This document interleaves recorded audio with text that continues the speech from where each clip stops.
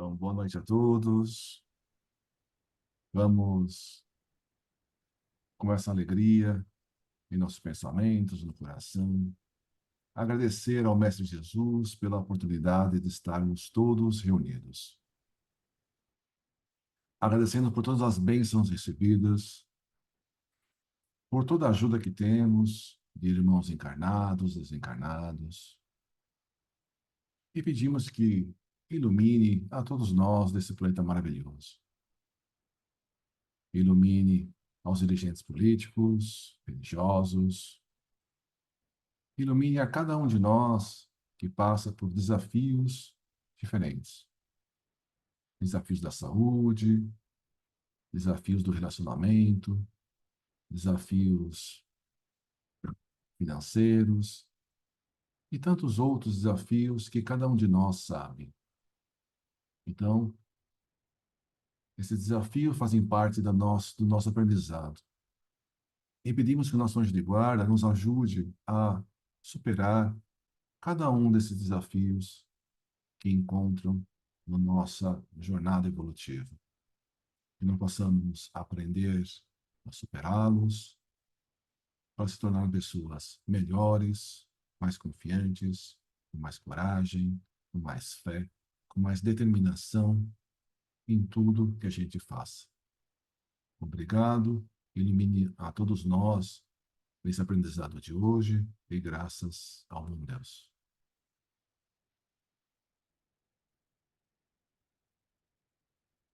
O Evangelho foi aberto no capítulo. Olha, de novo, caiu no mesmo texto da semana passada, Tá viciado. mas eu vou passar então para a próxima lição. Capítulo 5, Bem-aventurados os aflitos, provas voluntárias e verdadeiros de silício. Porque caiu de novo na melancolia.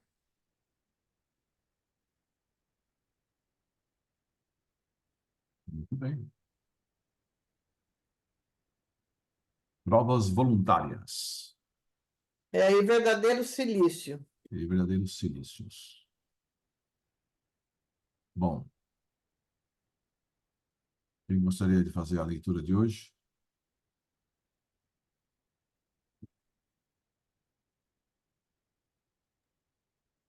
Posso fazer, não tem problema, tá?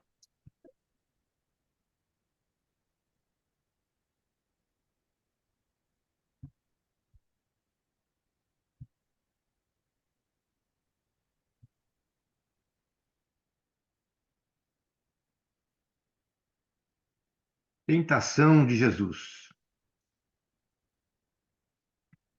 Jesus, transportado pelo diabo ao pináculo do templo, depois ao cume de uma montanha, e por ele tentado, constitui uma daquelas parábolas que lhe eram familiares e que a credulidade pública transformou em fatos materiais. Jesus não foi arrebatado, ele apenas quis fazer que os homens compreendessem que a humanidade se acha sujeita a falir e que deve estar sempre em guarda contra as más inspirações a que, pela sua natureza fraca, é impelida a ceder. A tentação de Jesus é, pois, uma figura e fora preciso ser cego para tomá-la ao pé da letra. Como pretenderíeis que o Messias, o Verbo de Deus encarnado, tenha estado submetido por algum tempo, embora muito curto fosse este, às sugestões do demônio e que, como diz o Evangelho de Lucas, o demônio houvesse deixado por algum tempo, o que daria a supor que o Cristo continuou submetido ao poder daquela entidade? Não. Compreendei melhor os ensinos que vos foram dados. O espírito do mal nada poderia sobre a essência do bem. Ninguém diz ter visto Jesus no cume da montanha, nem no pináculo do templo. Certamente, tal fora teria sido de natureza a se espalhar por todos os povos. A tentação, portanto, não constitui um ato material e físico. Quanto ao ato moral, admitireis que o espírito das trevas pudesse dizer àquele que conhecia a sua própria origem e o seu poder: Adora-me, que te darei todos os remos da terra. Desconheceria então o demônio aquele a quem fazia tais oferecimentos? Não é provável. Ora, se eu conhecia, suas propostas eram uma insensatez, pois ele não ignorava que seria repelido por aquele que viera destruir-lhe o império sobre os homens.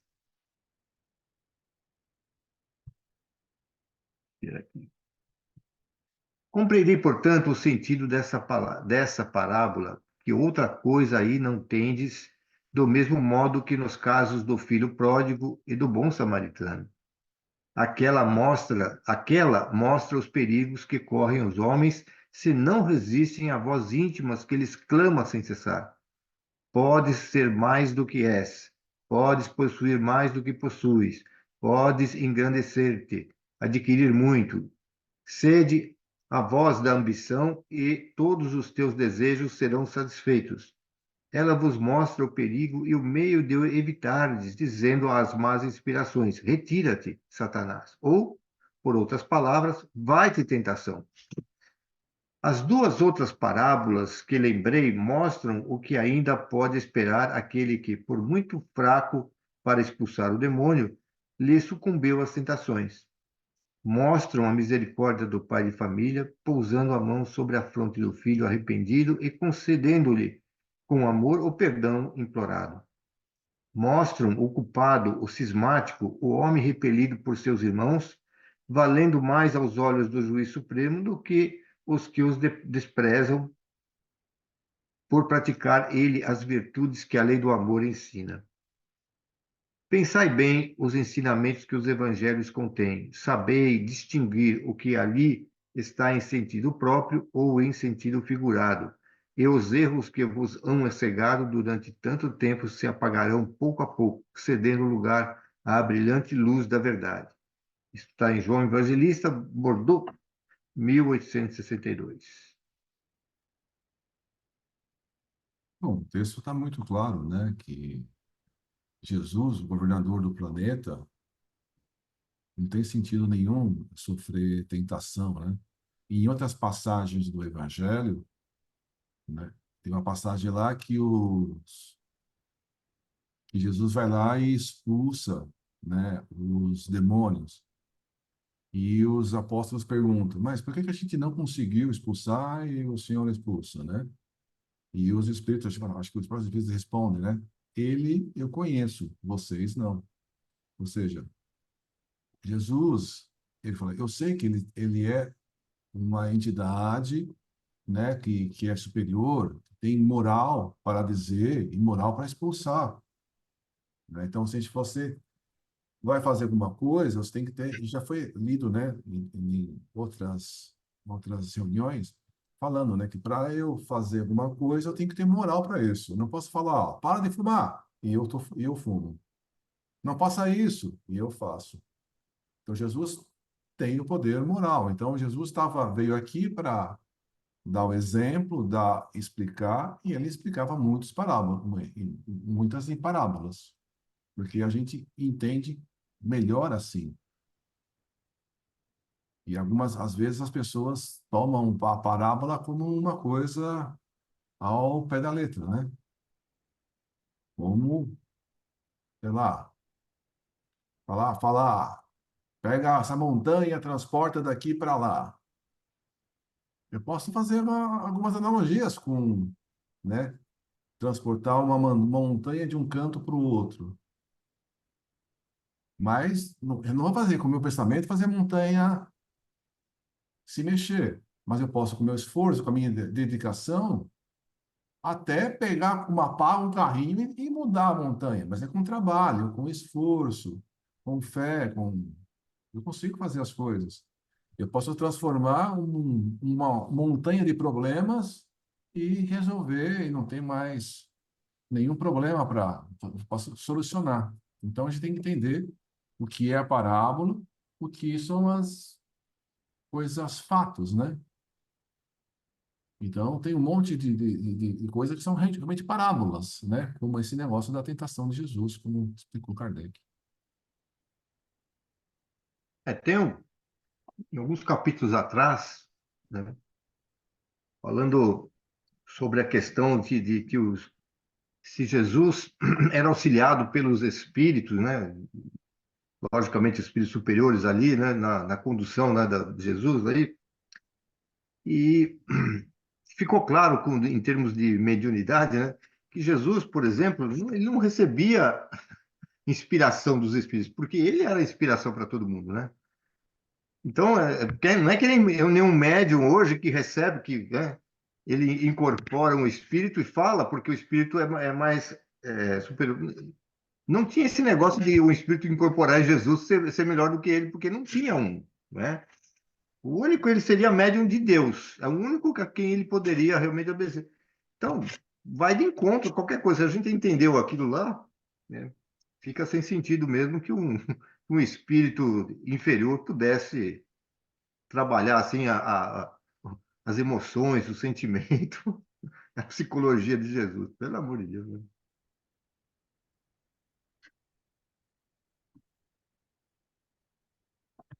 Prodígios por ocasião da morte de Jesus. Ora, desde a sexta hora do dia até a nona, toda a terra se cobriu de trevas.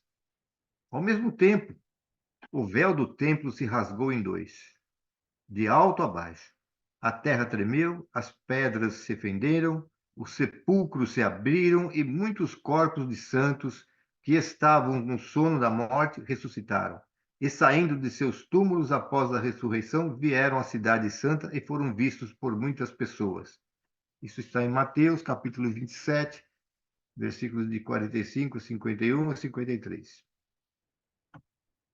É singular que tais prodígios, operando-se no momento mesmo em que a atenção da cidade se fixava no suplício de Jesus, que era o acontecimento do dia, não tenham sido notados, pois que nenhum historiador os menciona. Parece impossível que um tremor de terra e o ficar toda a terra envolta em trevas durante 3 horas, numa região onde o céu é sempre de perfeita limpidez, hajam podido passar desapercebidos. A duração de tal obscuridade teria sido quase a de um eclipse do Sol. Mas os eclipses dessa espécie só se produzem na lua nova. E a morte de Jesus ocorreu em fase de lua cheia, a 14 de Nissan, dia da Páscoa dos judeus. O obscurecimento do Sol também pode ser produzido pelas manchas que se lhe notam na superfície. Em tal caso, o brilho da luz se enfraquece sensivelmente, porém nunca a ponto de determinar obscuridade às trevas. Admitido que um fenômeno desse gênero se houvesse dado, ele decorreria de uma causa perfeitamente natural. Quanto aos mortos que ressuscitaram, possivelmente algumas pessoas tiveram visões ou viram aparições, o que não é excepcional. Entretanto, como então não se conhecia a causa desse fenômeno, supuseram que as figuras vistas saíam dos sepulcros. Compungidos com a morte do seu mestre, os discípulos de Jesus, sem dúvida, ligaram a essa morte alguns fatos particulares, aos quais, noutra ocasião, nenhuma atenção houveram prestado. Bastou, talvez, que um fragmento de rochedo se acha destacado daquele momento para que as pessoas inclinadas ao maravilhoso tenham visto nesse fato um prodígio e, ampliando-o, tenham dito que as pedras se fenderam. Jesus é grande pelas suas obras e não pelos quadros fantásticos de que um entusiasmo pouco ponderado entendeu de cercá-lo.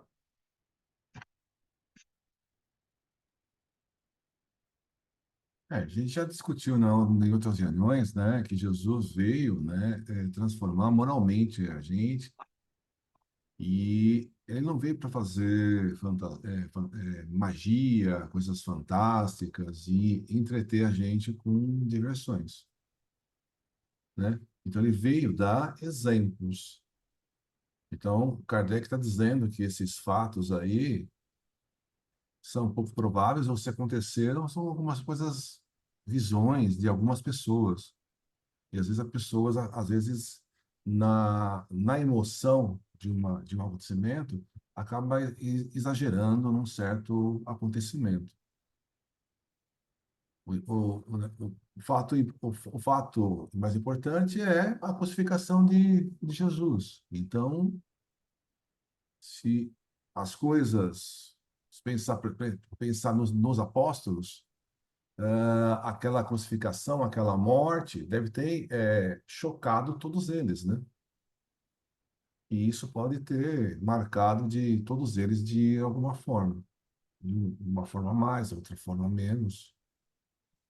Mas a gente tem que pensar no que é possível, no que realmente pode ter acontecido. Não sei o que a gente mais pode falar sobre isso.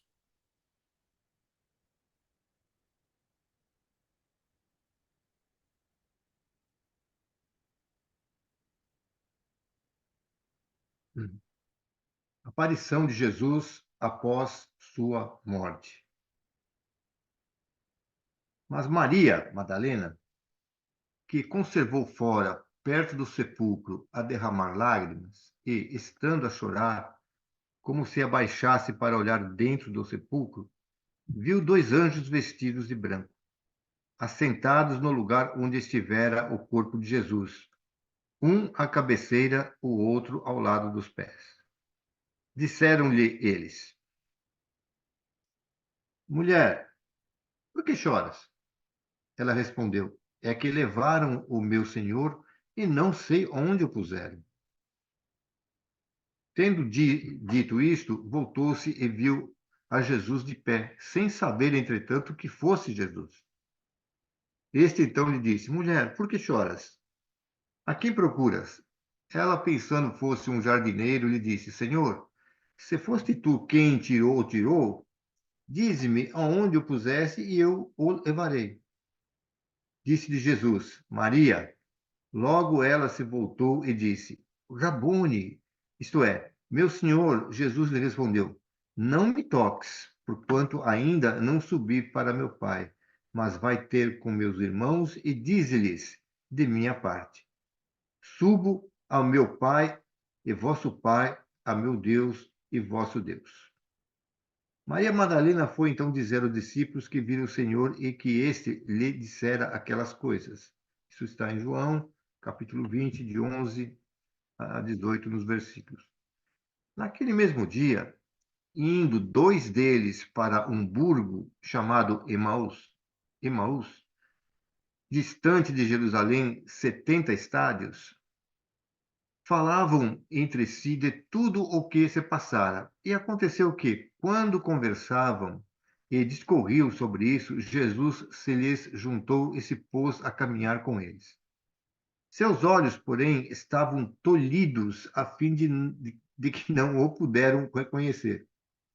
Ele disse: De que vinheis falando a caminhar e por que estáis tão tristes? Um deles, chamado Cleófas, tomando a palavra, disse: Serás em Jerusalém o único estrangeiro que não saiba do que aí se passou estes últimos dias?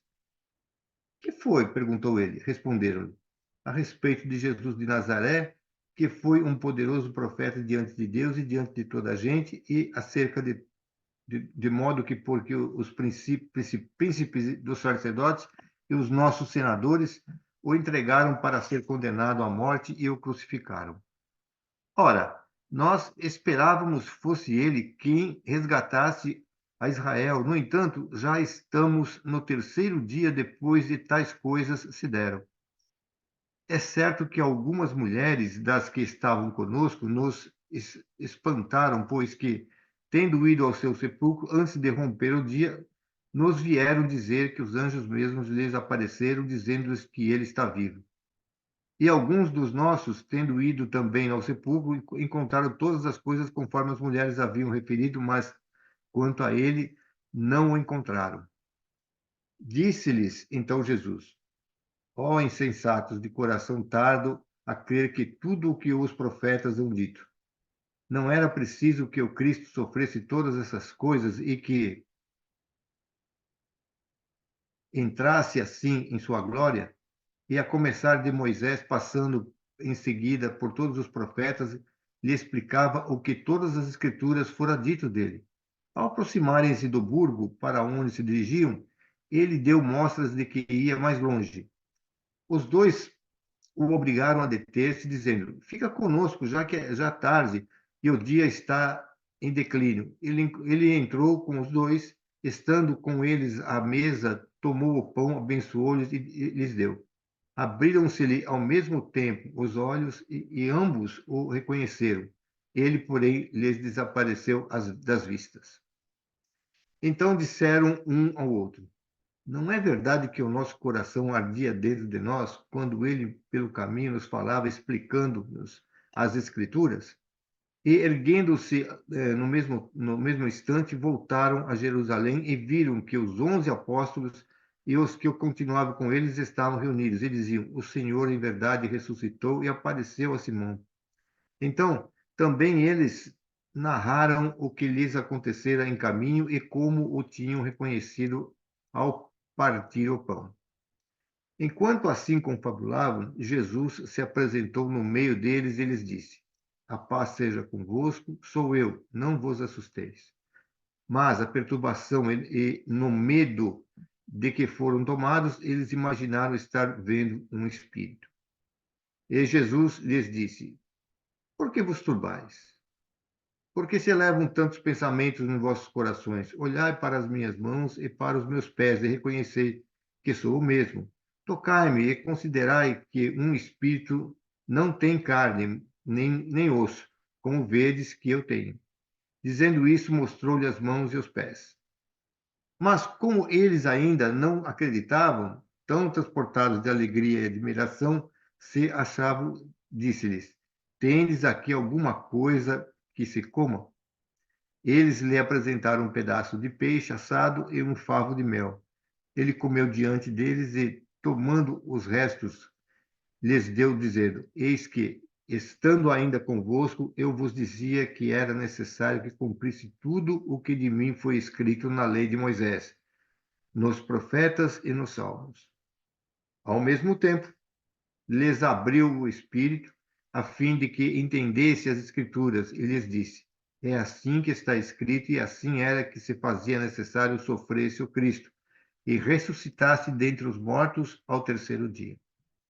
E que se pregasse em seu nome a penitência e a remissão dos pecados em todas as nações, a começar por Jerusalém. Ora, vós sois testemunhas dessas coisas.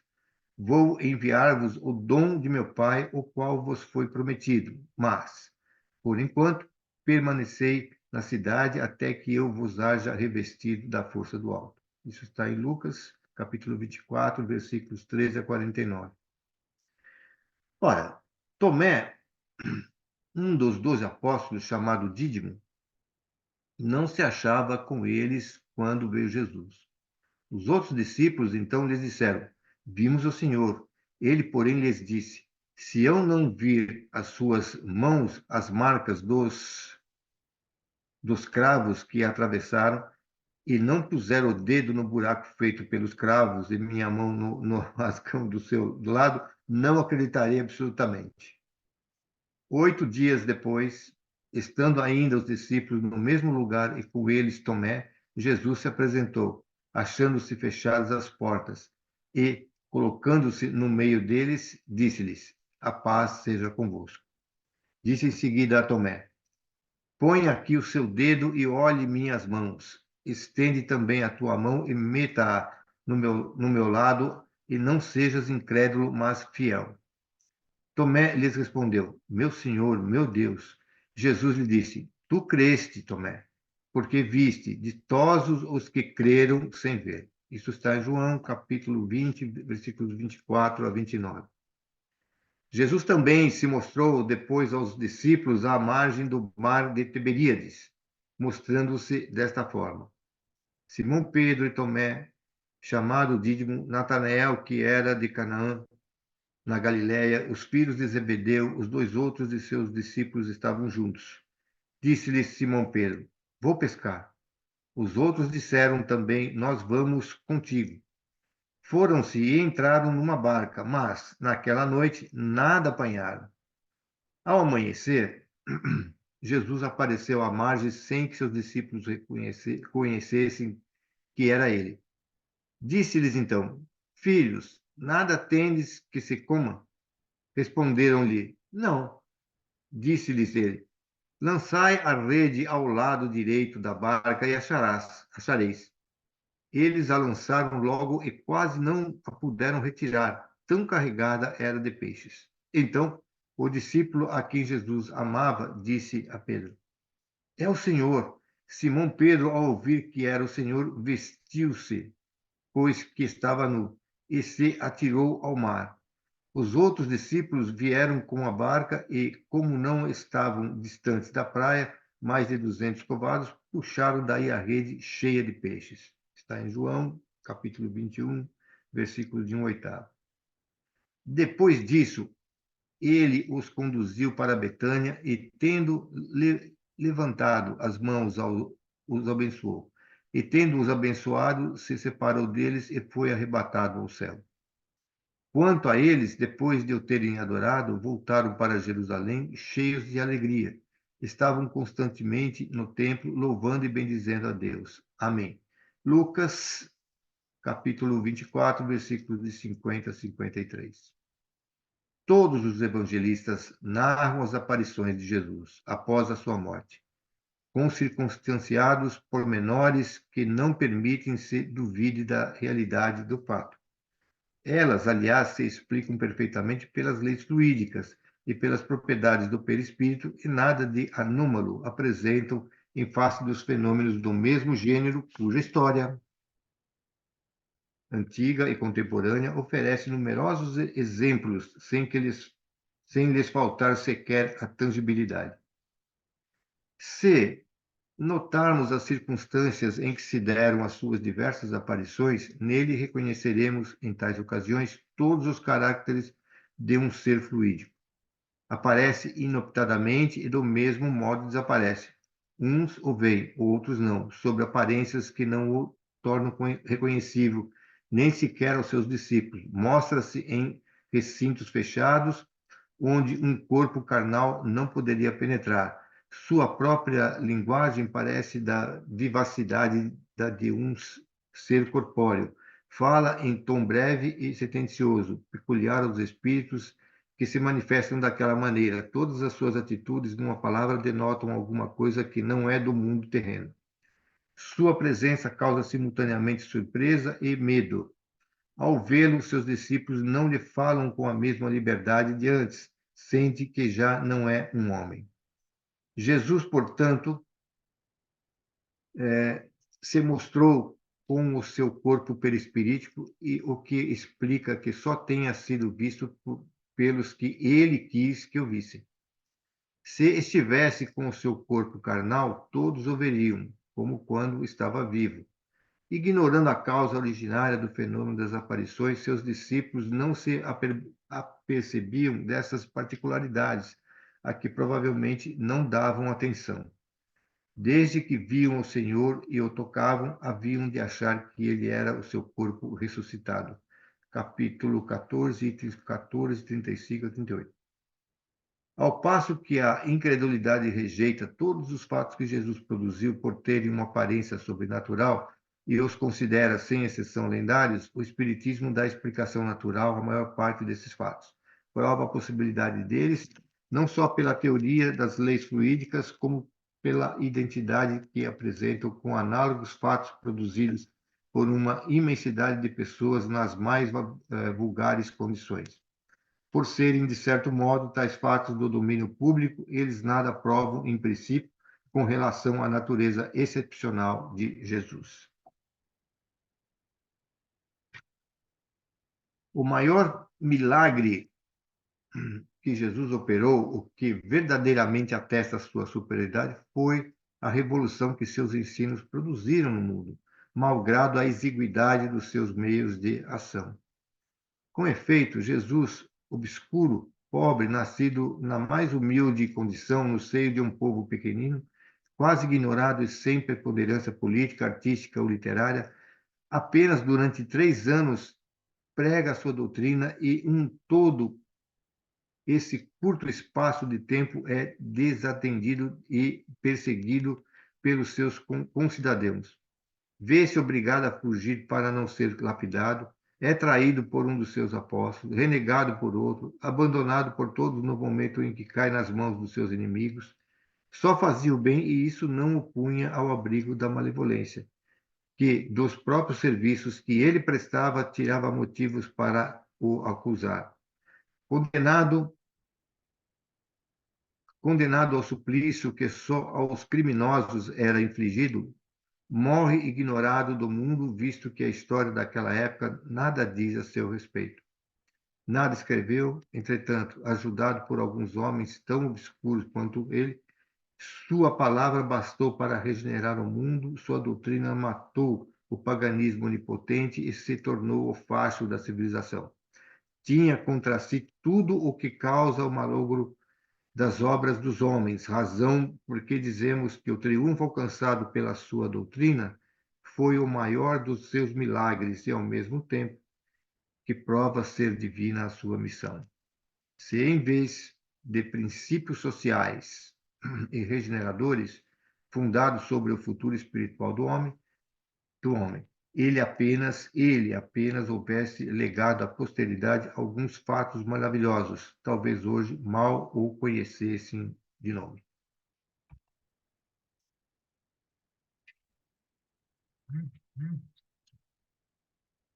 Então, ele está dizendo, né, que esse finalzinho mostrando, né, a superioridade de Jesus. Uma pessoa, alguém que nasceu numa situação muito simples, sem condições financeiras, num povo simples, pregou durante pouco tempo para alguns apóstolos, e a sua doutrina chega há mais de 2000 anos para a gente, e ela é conhecida no mundo todo. Quase todo mundo conhece Jesus e os seus ensinamentos. Então, realmente é um milagre, né? Num povinho de nada, fica poucos anos, isso ser difundido por todo o globo. Sobre as aparições de Jesus, o próprio Kardec acaba dizendo, né, que um espírito se tornar visível para algumas pessoas, isso é totalmente viável, né? É uma coisa que acontece todos os dias. Ele ser tangível para as pessoas também é possível. Então, pode acontecer uma materialização do espírito. A gente sabe que o perispírito, ele torna a forma do nosso pensamento. Então, os apóstolos não o conheceram, não conhecerem ele, também é uma coisa natural, né? Porque ele podia moldar o perispírito, a forma dele, como ele queria. Então, ele pode se apresentar de uma certa forma que eles não tivessem reconhecido. E depois ele se dá a conhecer. Então, tudo isso é explicado pelos fenômenos dos fluidos, né? E, realmente, ele não tem mais um corpo material, isso é fato. Então, ele só condensa o corpo, aparece no momento, depois ele desaparece. Então, ele não tem mais um corpo físico, tem só um corpo materializado, que ele permite a visualização e depois ele se desfaz. Outra coisa que ele fala aí é o seguinte, né? Toda, to, Jesus, ele veio cumprir tudo que estava prometido nos velhos escrituras, né? Então, existia todo um ritual, todas as coisas que... quando vier o Cristo, vai acontecer isso, isso, isso, isso, isso. Ele vai ser mutilado, vai ser lá, crucificado, assim, e ele vai ressuscitar ao terceiro dia. Ele vai entrar na cidade em cima de um jumento e tantas outras coisas que são previstas, né, são preditas lá no Velho Testamento e que Jesus teria que cumprir. E ele foi cumprindo cada uma delas. Cada uma delas foi cumprindo. Então ele fala, ó, eu vim e como estava escrito, eu teria que ser morto, né? E que seria ressuscitado ao terceiro dia. Então, tudo isso estava previsto. Então, Maria Madalena foi a primeira a ver Jesus e ele falou, não me toques. Provavelmente porque ele não estava materializado naquele momento, né? Então, ela não teria condições de tocá-lo porque ele estava era só uma visão, né, que ela tinha.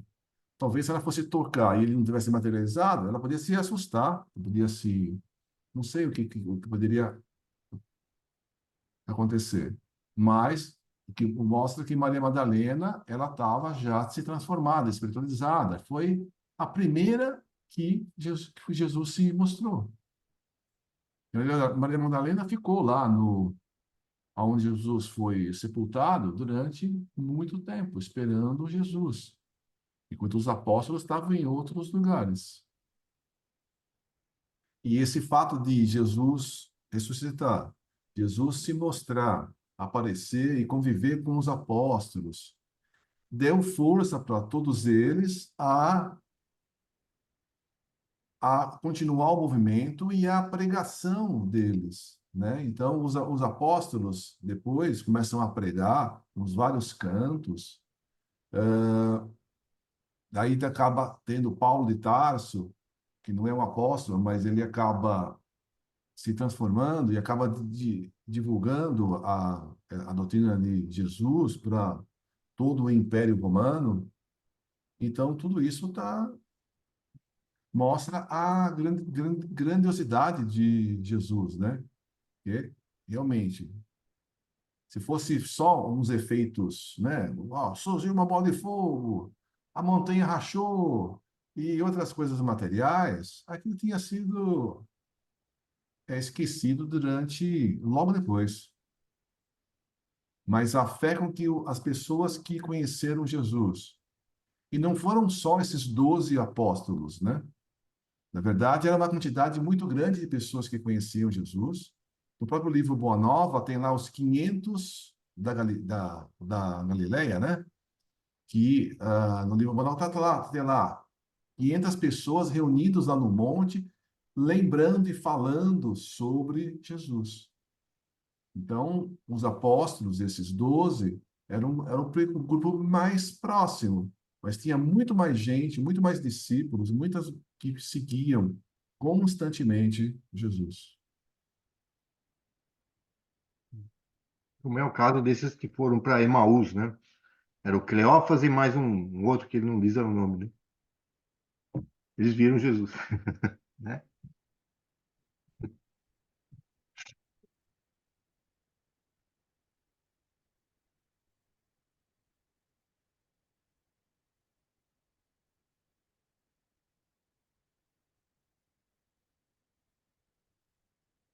Desaparecimento do corpo de Jesus. O desaparecimento do corpo de Jesus após sua morte ha sido objeto de inúmeros comentários. Atestam-no os quatro evangelistas, baseados nas narrativas das mulheres que foram ao sepulcro no terceiro dia depois da crucificação, e lá não o encontraram. Viram alguns, nesse desaparecimento, um fato milagroso, atribuindo-o outros a uma subtração clandestina. Segundo outra opinião, Jesus não teria sido um corpo carnal, mas apenas um corpo fluídico. Não teria sido em toda a sua vida mais do que uma aparição tangível. Uma palavra, uma espécie de agênere. Seu nascimento, sua morte e todos os atos materiais de sua vida teriam sido apenas aparentes. Assim foi que, dizem, seu corpo voltado ao estado fluídico pôde desaparecer do sepulcro e com este mesmo corpo é que ele se teria mostrado depois da sua morte. É fora de dúvida que semelhante fato não se pode considerar radicalmente impossível dentro do que hoje se sabe acerca das propriedades dos fluidos, mas seria, pelo menos inteiramente excepcional e em formal oposição ao caráter dos agêneres, capítulo 14, item 36. Trata-se, pois, de saber se tal hipótese é admissível, se os fatos a confirmam ou contradizem.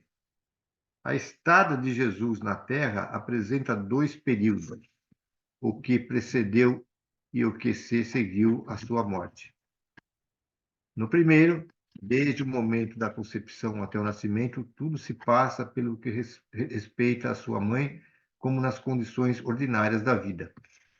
Desde o seu nascimento até a sua morte, tudo, em seus atos, na sua linguagem, nas diversas circunstâncias da vida, revela os caracteres inequívocos da corporeidade. São acidentais os fenômenos de ordem psíquica que neles se produzem e nada tende anômalos, pois que se explicam pelas propriedades do perispírito e se dão em graus diferentes noutros indivíduos. Depois de sua morte, ao contrário, tudo nele revela o ser fluídico. É tão marcada a diferença entre os dois estados que não podem ser assimilados.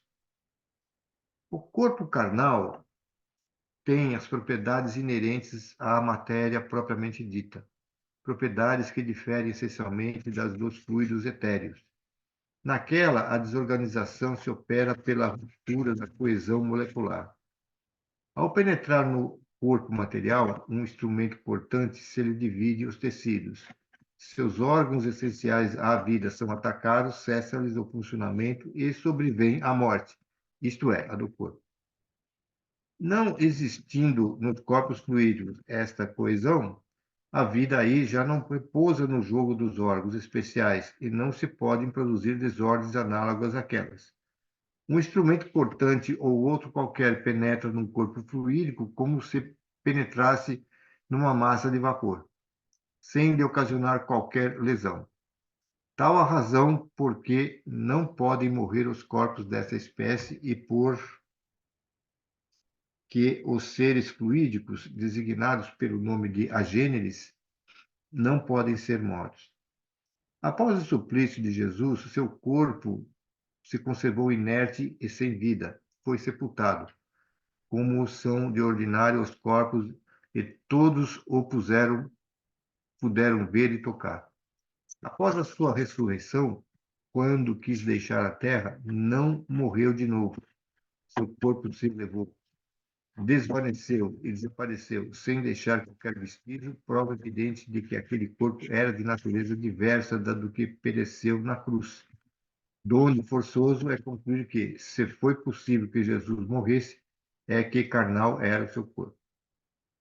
Por virtude das suas propriedades materiais, o corpo carnal é a sede das sensações e das dores físicas que repercutem no centro sensitivo ou espírito.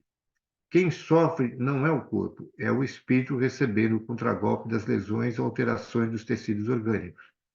Num corpo sem espírito, absolutamente nula é a sensação.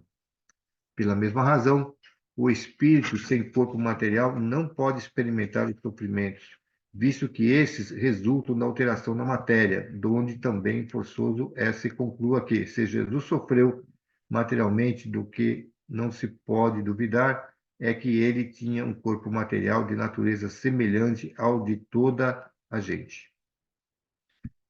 Aos fatos materiais juntam-se fortíssimas considerações morais. Se as condições de Jesus durante a sua vida fossem as dos seres fluídicos, ele não teria experimentado nem a dor, nem as necessidades do corpo. E porque assim haja sido ele tirar-lhe o mérito da vida de privações e de sofrimentos que escolhera, como exemplo da resignação. Se tudo nele fosse aparente, todos os atos da sua vida, a reiterada predição da sua morte, a cena dolorosa do Jardim das Oliveiras, sua prece a Deus para que ele se afaste dos lábios o cálice das amarguras, sua paixão, sua agonia, tudo até o último brado do momento de entregar ao Espírito, não teria passado de vão simulacro para enganar com relação à sua natureza e fazer crer um sacrifício ilusório de sua vida numa comédia indigna de um homem simplesmente honesto, indigna, portanto, e com mais forte razão de um ser tão superior. Numa palavra, ele teria abusado da boa-fé dos seus contemporâneos e da posteridade. Tais as consequências lógicas desse sistema, consequências inadmissíveis porque se o rebaixariam moralmente, em vez de o elevarem. Jesus, pois, teve, como todo homem, um corpo carnal e um corpo fluídico, o que é atestado pelos fenômenos materiais e pelos fenômenos psíquicos que lhe assinalaram a existência. Não é nova essa ideia sobre a natureza do corpo de Jesus. No quarto século, Apolinário de Laodiceia, chefe da seita dos apolinaristas, pretendia que Jesus não tomara um corpo como o nosso, mas um corpo impassível, que descera do céu ao seio da Santa Virgem e que não nascera dela, que assim Jesus não nascera, não sofrera e não morrera, senão em aparência. Os apolinaristas foram anatematizados no Concílio de Alexandria, em 360, no de Roma, em 374, e no de Constantinopla, em 381. Tinham a mesma crença dos docetas, do grego doquel, aparecer, seita numerosa dos gnósticos, que substituiu durante os 3 primeiros séculos.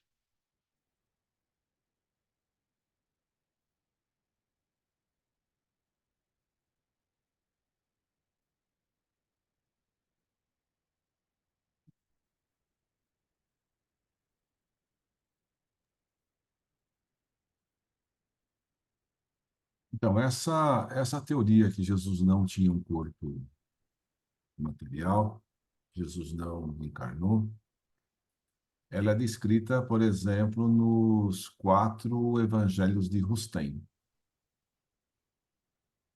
Os 4 evangelhos de Rustem.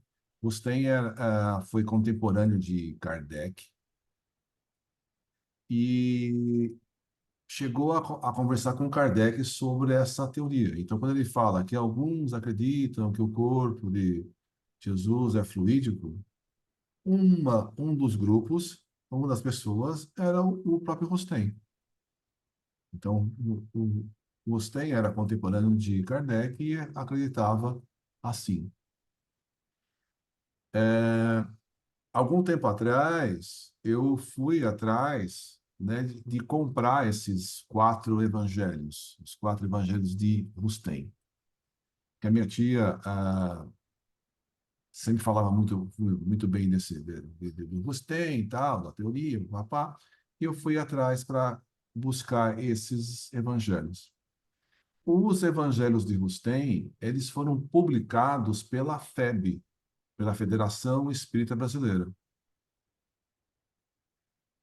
E, então, em certo momento, quem dirigia a febre, né, ia nessa linha, né, de Rustem, tanto que eles publicaram os livros, os evangelhos.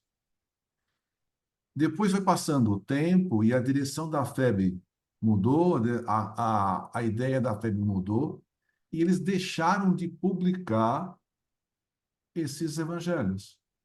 Então, hoje, é mais difícil de você encontrar esses livros, porque não é mais publicado pela FEB. A FEB hoje fala, não, esses Rustem não faz parte da doutrina espírita. Então, a própria posição da FEB, na Federação Brasileira, foi mudando ao longo dos anos. Então, o Rustem defende exatamente isso, que o corpo de Jesus era fluídico, que o corpo que Jesus não nasceu com um corpo material, e uma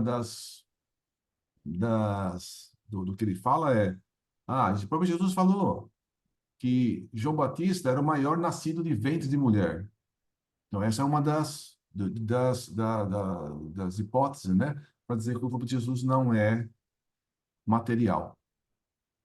Kardec vai numa linha oposta, né, dizendo que se Jesus fosse simplesmente espiritual, ele estaria encenando todo o tempo, né?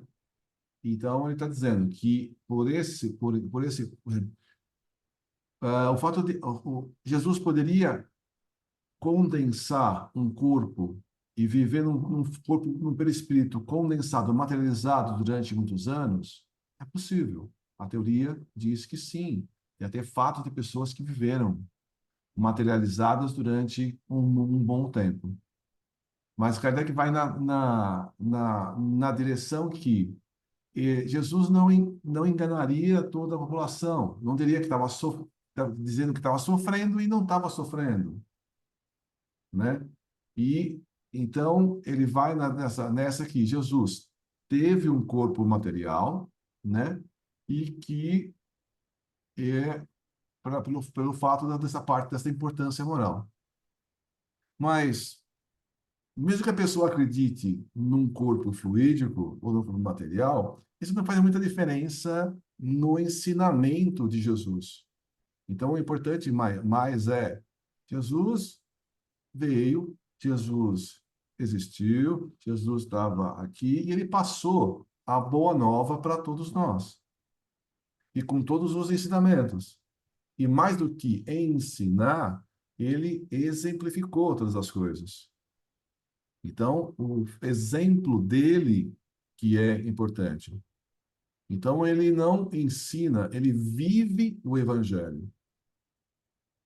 Isso que ele prega para a gente, né? Então, a gente espírita tem muito conhecimento. E a gente vai se tornar um excelente espírita quando viver todo o conhecimento que a gente tem. Só isso que Jesus está pedindo. É só viver o que a gente sabe. É só viver o que a gente acredita. Ou diz acreditar, né? Se a gente realmente viver isso, é o que Jesus está dizendo para a gente. Agora, o corpo, para se tivesse, por exemplo, um corpo de Jesus em algum canto, ia ser uma peregrinação, o pessoal ia atrás e não sei o quê, ia ser meio complicado. O pessoal, durante muitos anos, vendeu cruz para as pessoas, não foi? Pedacinho da cruz. Ó, se vocês quiserem interesse em pedaços da cruz, eu tenho aqui, ó, aqui embaixo, aqui, ó, tem um monte de madeira. Se você quiser comprar, eu vendo. É madeira da cruz de Jesus. Então, a mesma coisa são sobre outros, né? Então, lá no Vaticano, existe um tecido que eles dizem que foi um manto que cobriu Jesus durante, né, o sepulcro, né, o sepultamento. Alguns anos atrás, né, ah, o Vaticano permitiu que fosse feito um exame com esse manto, manto sagrado, manto Sudário. santo sudário, isso, santo sudário.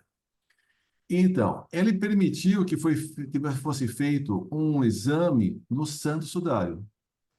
E, na época, por carbono 14. E, na época, foi dito que aquele santo sudário, né, é feito de um tecido de, sei lá, 1.500, sei lá, 1.000 anos atrás, bem na época da Idade Média. Então, pelo exame a técnica do carbono 14, aquele tecido não é da época de Jesus, mas tipo 1.000 anos depois de Jesus. Então, se esse exame tem uma certa precisão, não uma precisão absoluta, né, de minutos, ele tem erro de alguns anos. Mas se ele falou que foi feito, sei lá, no ano 1000, não pode ter sido feito no ano 0. Então, provavelmente, esse tecido foi, como o pedaço da cruz, como tantas outras coisas, foi algum grupo de pessoas que resolveram explorar a fé das pessoas, né? Depois que teve isso, o pessoal estava querendo repetir o ensaio, mas a igreja falou, não, não, melhor não fazer isso. Aí esse santo sudário é sagrado, não vamos mexer nisso. É, melhor não fazer essas coisas, não, porque é coisa de Jesus, tal. Então, eles não deixaram mais refazer os ensaios. Mas o importante é o ensinamento, é a moral, é o que Jesus ensinou e viveu. Dizem também que não se encontrou o corpo de Jesus, mas também não se encontrou nenhum corpo dos apóstolos. Nenhum deles foi encontrado. Não tem divulgação de se encontrou dos apóstolos. Justamente pelo que você disse aí, né? Porque se encontrar um ossinho lá do Paulo de Tarso, você imagina, se fosse lá o dedinho do pé, ia ser um negócio que ia colocar num. Idolatrar isso daí, né? É o que o pessoal vai fazer. Agora, uma outra coisa. Vamos supor aqui, nós aqui estamos, o Lourenço, eu, a Liana, a Andressa, a Sônia, todo mundo aqui fosse o apóstolo de Jesus, tá? Convivendo com ele lá no tempo dele. Todo mundo acha, eu pelo menos acho que ele era encarnado mesmo, certo? Eu acho. Eu, pelo menos, se eu fosse apóstolo, eu ia acreditar nisso daí, como está acreditado, né? E os apóstolos, então, venceram tudo, se tornaram, né, pessoas iluminadas, né? Sim, Aí você sim. imagina o seguinte: aí você desencarna esses apóstolos e encontra com Jesus lá. E aí você fica aqui sabendo que Jesus não tinha um corpo carnal, tinha um corpo fluídico. E tudo que ele fez foi encenação. Você gostaria de saber disso, de espírito? Você está lá no mundo espiritual, Pedro, Paulo, tal, tal. Mas, mestre, mas você não tinha um corpo. Não, não tinha, não. E aquilo que você fez foi tudo ensinado. Esse é um Não, contrassenso, né? Um Não, contrassenso. não tem lógica. não Não tem tem lógica. lógica. É, não tem. É Então, mais fácil ele ter a capacidade de fazer com que o corpo dele se desagregasse rapidamente. Sim. Ele sabia de toda a matéria, ele construiu a nossa matéria física, pelo menos desse planeta. É mais fácil do que, imagina, ele ser espírito. Não tem lógica nenhuma. né? Então é como diz, essas coisas aí, é que no Evangelho está escrito lá, todas essas coisas podem ser estudadas, lançar teoria, mas o que vale mesmo é a moral de Jesus, né? Essa Sim. não pode ser contestada, né? Os outros a gente pode até discutir, pode ter teoria, pode ter o que for, mas isso daí não dá para contestar, né? E veja, né, de todo conhecimento, de todo amor, né, depois ele ainda se fez, depois da morte, se fez presente entre vários comentários, né, tal, e se fez ali se mostrar, ó, tô aqui, ó, né, ó, a morte não existe, né, eu tô aqui entre vocês, né, ainda foi capaz ainda de fazer ali, o pessoal, como é que é? Pegar os peixes ainda, né? Ainda fez, ainda, acho que, sei lá, um milagre, ou mostrou ali, pelo magnetismo dele, aí, e desencarnado, né? Então, é, foi o que o Lorenzo falou, isso deu força para que os apóstolos continuassem, falassem, ó, sei lá, a qualquer momento o mestre pode aparecer aqui entre nós, né? Mas não, ali teve que ter o corpo, como é que ele carregou a cruz ali, não sei o quê. Como é, né? Como é que ele poderia exemplificar toda a moral dele se ele não passasse aqui por todo esse sofrimento e sentisse o peso da matéria mesmo, né? Mas esse é o tamanho do, assim, desse amor, né, dessa vibração que ele queria deixar mesmo para nós, né? De exemplo, servir de exemplo mesmo, né? É só Então, isso. Kardec está tentando, então, tirar colocar um raciocínio bem claro sobre isso, né? Para que a gente não fique nessas dúvidas e tal, tal, tal. Sim, Mas o que vale mesmo é tudo que ele ensinou para nós, né? A boa nova em si mesmo, né? O sim. Evangelho. E principalmente, né, sem ressentimentos. Olha que lindo. Ele passou por cima de tudo e voltou sem ressentimentos, se mostrou como se nada tivesse acontecido e continuou ele mesmo com a sua essência, trazendo aquilo que ele se propôs, né? E o que os judeus acreditavam na ressurreição é que ele voltasse com o próprio corpo, né? Então, para realmente ter a ressurreição, o corpo dele físico não devia estar mais presente, né?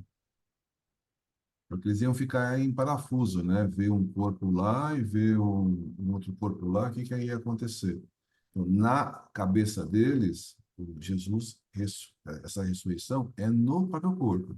A gente sabe que, sei lá, o que aconteceu com o corpo. Digamos, como a Andressa falou, facilmente ele se podia se desmaterializar o corpo, né? E ou até o corpo pronto, para o outro lado. Mas o importante é que eles vissem, né, e enxergassem o próprio Jesus ressurgindo no corpo e tal. E as pessoas que crucificaram Jesus, eles também ficaram vigiando o sepulcro dele. Porque como tinha a previsão, né, que Jesus ia ressuscitar, eles não queriam que o corpo sumisse. Porque se o corpo sumisse, ele falou, foi ressuscitado. Então tinha guardas para que isso não acontecesse, que ninguém fosse lá e roubasse o corpo de Jesus. Porque tem porque o que o Flávio falou, tudo que Jesus fez lá, muita coisa que Jesus fez, ó, eu preciso cumprir o que está no próprio, nos ensinamentos. E uma das coisas era ressuscitar. Ressuscitar, o corpo tinha que sumir. Então, provavelmente, o corpo foi desmaterializado, sei lá, é uma possibilidade. Mas aí surge e tal, Jesus convive com todos os apóstolos, continua fazendo milagres, e realmente isso deu muita força, muita fé para os apóstolos enfrentarem todos os desafios que eles enfrentaram, né? Todos os desafios. Os apóstolos se enfrentavam com muita fé, com muita determinação, muito E maior do que quando Jesus estava entre eles, né? Que eles mesmo, mesmo os apóstolos, eles eram judeus, né? Eles tinham que cumprir até para eles continuarem a missão, porque eles tinham certeza que ele era o Cristo enviado, por todas as predições judaicas, anos e anos de texto, milhares de anos de sei lá quantos de texto. Elias, um monte de pessoas predisseram como seria. Então, se o corpo ficasse, não se cumpriria. Não quer dizer que não era o espírito dele ali, né? Muito mais lógico a gente acreditar. Claro, poderia ele estar ressuscitado? Poderia, era Jesus. Poderia ele ter voltado ao corpo e depois fazer o corpo evaporar. Mas não é, porque senão, se eles não conseguiriam vê-lo de forma diferente, se fosse o corpo dele. E eles só viam ele sendo Jesus quando ele queria que eles vissem como Jesus. Então, a primeira que viu foi Madalena, a 13ª. Então, sem dúvida nenhuma, nossa, a gente só tem que aprender com ele, né? Até machismo não existe, que dentro da lei judaica não existiria uma mulher apóstolo, e em todo o texto, quando a gente lê, Maria era um deles, era o 13º apóstolo, sem dúvida. Foi o primeiro a vê-lo. Então, Foi uma das que tiveram maior coragem de conviver, né, com os leprosos e cuidar deles depois, né, junto com o coragem, exemplo do Cristo, né? coragem em tudo, né? Ele demonstrou Tudo. tanto, transformou ela, que desde o começo ela largou tudo, ela largou a religião, ela largou a família, e ela fez tudo que na época era vexatório. Sim. Tanto é que a Igreja Católica teve ela como prostituta há anos, mas não era, ela era um ser iluminado. É. Então, e assim, Cristo, para mim, a gente só aprende com ele, é muito lindo, muito lindo. A gente vai evoluindo como indivíduo, como coletividade, e a gente vai lendo tudo que Jesus e aprendendo mais, assim, ele era muito além de todos os tempos que a gente vai viver. Então, assim, né? Revolucionário em tudo. Então, quando ele dizia, o mestre, não, pai, perdoai, eles não sabem o que fazem, porque eram crianças, né? Somos crianças, a gente não sabe mesmo ainda, não. Ainda estão tentando aprender, né? Então, É. é muito lindo, né? E naquele livro que o Lourenço citou, aí, Boa Nova? é, Boa hã? Nova? Boa Nova? A Boa Nova, ainda na cruz, Jesus, ele captava, né, os pensamentos dos apóstolos e das pessoas ainda e orava, né, por tudo aquilo que estava acontecendo com aquela dor, né? Claro, sentia, estava na matéria. Mesmo assim, mas ele tão elevado, né? Tão elevado ainda no amor, né? Da missão dele, que ele captava, ele vibrava e ele orava ainda por nós, né? Então, eu falo assim, meu Deus. A gente fala assim, meu Deus do céu, o que é a dor que a gente passa, né? Então, é, Zero ressentimento, e é isso que ele quer que nós aprendamos, né? sim, sim, sim, perfeito.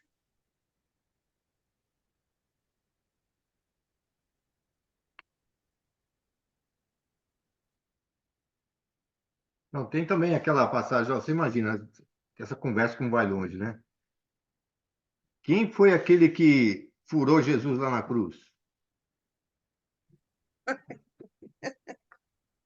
Eu não O queria. lance, Longuinho, né? Longuinho, não é isso? Acho que o é. Você- lance, né? Hã? Nossa, imagina, né? Ter que reencarnar depois disso. Quantos anos vai Não, mas levar reencarnou, certo? para superar isso? Quer dizer, Gente, esse rapaz aí foi Dom Pedro II. foi, Pior que mesmo.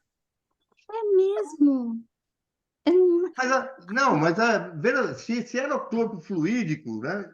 Então ele não matou Jesus, certo? Tem alguma coisa que estava errada, né? Fala a verdade, é um negócio que não conhecia. Né? Ele desencarna lá, peraí, mas não te bater, não, você vai me colocar lá dentro. Então você começa a Importante, ficar risado desse negócio aí. o importante é que foi tudo tão bem feito, tão perfeito, que nós estamos aqui, ó, falando sobre isso. Ai, tá, e ele estava lá, hein, ó, lá na cruz, Pois junto é. com Cristo. Por isso, coração do Evangelho, aqui, ó. Então, a gente estava tudo lá também, ó. Isso. Tá certo. Ai, meu Deus.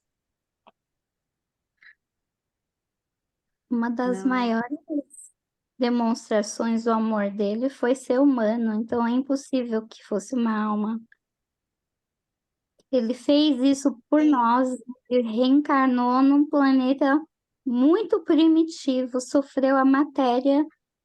A gente, quando sofre, a gente lembra que, não, Jesus está aí, ele viveu isso tudo aqui, então é com ele que é. a gente percorre, Já porque pensou? ele Vocês, viveu tudo isso, então Já é, pensou se começassem a querer provar que tudo isso foi uma fraude? Que absurdo. vocês estão assistindo Absurdo. aquela série o Chosen? Está Deus em assistindo, si, não? Né? Tem muito uma série, eu não assisti tudo, não, mas de vez em quando eu entro para assistir, mas uma que Maria está lavando os cabelos de Jesus, vocês chegaram a ver? é, E aí Jesus já Não, começa a dizer, mas o pessoal não entende bem o que eu estou falando, não sei o quê. Aí a Maria fala para ele, não, mas Jesus, é que eles são humanos. Aí ele olha para ela e fala, mas eu também não sou humano, foi, eu também não sou humano. é, Você vê, né? Então, como a gente tem coisa para verdade. pensar, né? Não, é quando aquela foi falado que, que só que ele não conseguiria sentir, né? Eu pensei aqui, não, só anestesiado. É só numa cirurgia, só anestesiado, fora do corpo é que não dá para sentir. Uma lâmina, uma lança entrando no corpo, né? Né? Aí não dá mesmo. Então, mas ele sentiu, né? Sentiu as dores e tal. Mas, mesmo sentindo dores, ele não se revoltou contra Sim, Deus, ele não, né? A gente, sentindo dores, a gente acaba, ficando assim, e tal, se quando pisa no revoltando, dedinho, tal, ficando meio mal. Mas Jesus, mesmo sentindo tudo isso, né? Ele sabia o que tinha que fazer, sabia o que tinha que passar, sabia tudo o que tinha que acontecer, né? Então, ele não muda, né, o comportamento dele, ele não se revolta contra Deus, ele não nada disso, né? Tanto que durante muitos anos eu fiquei assim, falei, quando ele fala, Deus, por que me abandonastes? Aí eu fiquei pensando, mas Jesus não ia falar isso. Por, por que isso está escrito na Bíblia, né? Eu só fui entender também. isso quando eu escutei uma palestra do Haroldo dizendo que Jesus não estava falando, Deus, porque me abandonaste. Ele estava citando um salmo, né? Então, quando ele está falando durante os vários momentos da crucificação, né, todo aquele momento, ele citou vários salmos, né? Então, para um bom entendedor, meia palavra basta, né? Então, para o pessoal que realmente entende, sabia os salmos, né? Como a gente, todos nós sabemos todos os salmos de cor, quando alguém fala o início do salmo, fala, opa, está citando o salmo tal, não é? Então, para nós aqui que conhecemos os salmos de cor e salteado, quando fala, Deus, por que me abandonaste? Fala, é o salmo X. E assim são os vários outras citações de salmos que Jesus faz ao longo da crucificação. Então a gente às vezes não entende as coisas porque a gente não está faltando algum conhecimento, né? É só estudar um pouquinho mais que a gente vai entender. É importante esse pedaço que você citou, Lourenço, né? Porque qual é o sentido disso daí, né? O aluno também fala nessa palestra, né? Ele diz o seguinte, que vai ter momentos na vida de todo mundo, inclusive da de Jesus, e a gente não vai ter a influência de ninguém.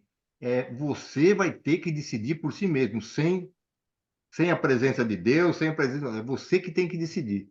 Porque eles não podem ficar interferindo em tudo. chega um momento grave da vida da gente que a gente tem que decidir. É a opiniãozinha, que eles não podem interferir. Então, é igual aquele São Francisco lá, quando ele chegou lá, estava nevando lá, né? Eles tinham andado pra caramba lá, e chegaram lá no mosteiro, lá, bateram lá. Ele estava junto com um outro frade, né?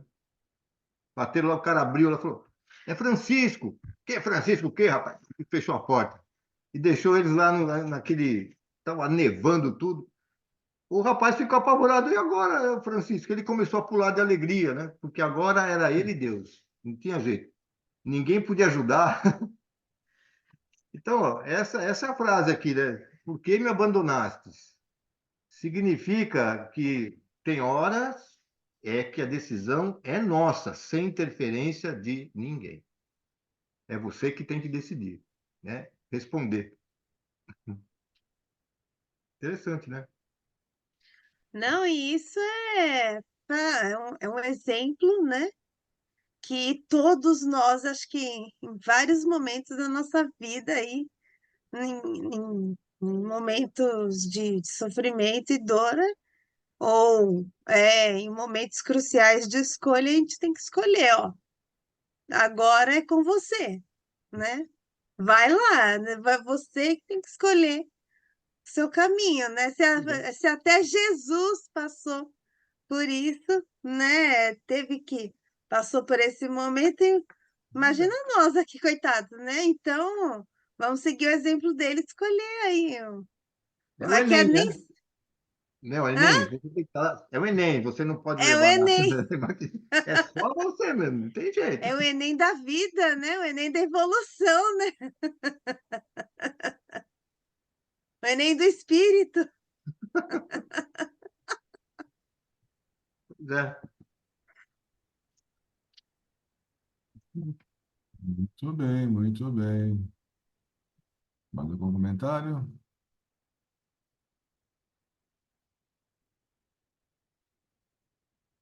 Hoje o Roberto está quentinho, tá quietinho, né? E cadê você, Rô? Apareceu. Então, quem gostaria de fazer a prece de encerramento? A Cida? Tá bom, Cida. Pode fazer, Cida. Você quer fazer? Pode fazer. Justo eu, justo eu. Oh, meu Jesus, muito obrigado por a aulinha de hoje, que foi muito proveitosa. Que Jesus nos ilumine nessa semana. E assim, Pai nosso que estais nos céus, santificado seja o vosso nome. Venha a nós o vosso reino, seja feita a sua vontade, assim na terra como no céu. O pão nosso de cada dia nos dai hoje. Perdoai as nossas ofensas, assim como nós perdoamos a quem nos tem ofendido, e não nos deixeis cair em tentação, mas livrai-nos, Senhor, de todo mal. E muito obrigada por essa aulinha.